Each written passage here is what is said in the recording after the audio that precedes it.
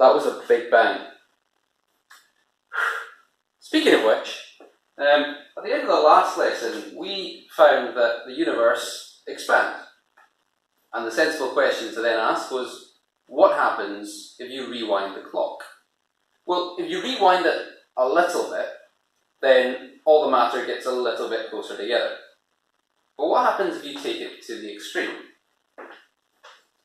Well, if you take it to the extreme, then the matter eventually all ends up in the same place. All the matter of the universe becomes compressed in an infinitely small region that we call a singularity. Now, that's quite a far-fetched idea, so there should hopefully be a bit more evidence to back that up. Well as the fact that the universe is expanding and therefore rewinding the clock makes sense, there are a couple of other lines of evidence, thankfully. The first of which is what we call the cosmic microwave background radiation. It's a bit of a mouthful. So what is that? Well, at the very start of the universe, it was an extremely hot and dense place, as you might expect, around about 1 billion degrees. Now that was far too hot for any atoms to form. So what you had was some extremely hot ionized gas that we call plasma. In fact, it was so hot that radiation itself couldn't travel through the universe. It would either get scattered off a subatomic particle, a fundamental particle, a quark, or a boson, or it would get immediately absorbed. It could not travel through the universe. So the weird thing is, if you were actually there at the time, barring the fact that you'd be completely incinerated, this is what you would see. But the universe obviously didn't stay like this forever. It wasn't opaque forever. Eventually the universe expanded, and it kept expanding, and it cooled. And as it cooled, there came a point around about 300,000 years after the initial Big Bang that protons could start to form, and eventually that protons and neutrons could start to bond together. You add electrons to that, and you have the first atoms. All of a sudden, there was now space for the radiation to travel through. The universe became transparent.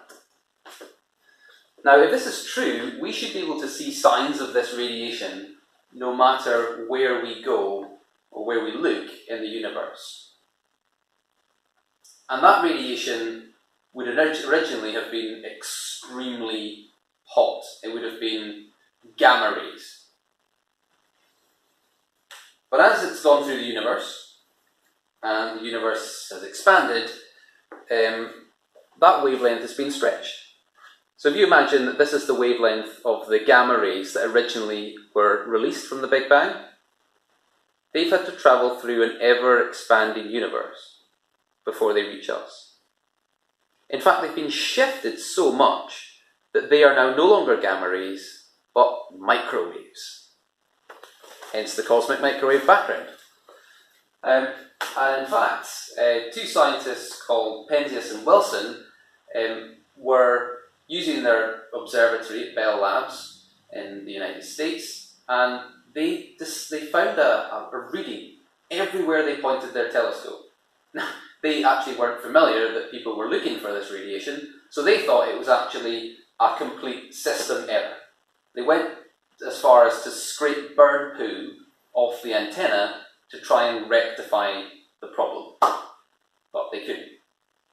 And it took someone from Princeton University to come over to them and say, by the way, you've just discovered the best evidence for the Big Bang. That's quite important. What they were finding was not an error. It was the leftover radiation from the Big Bang.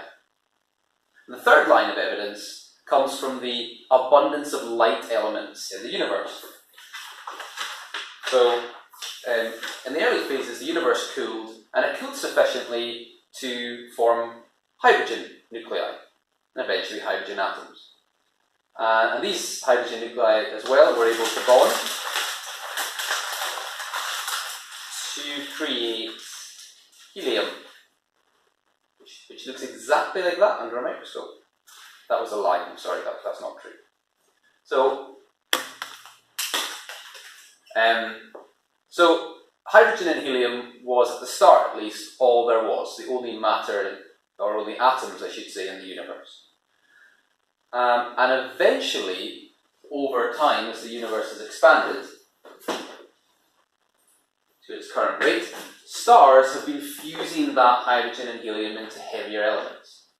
But the universe is only 13.7 billion years old, which granted is quite a long time, but it's shorter than infinite.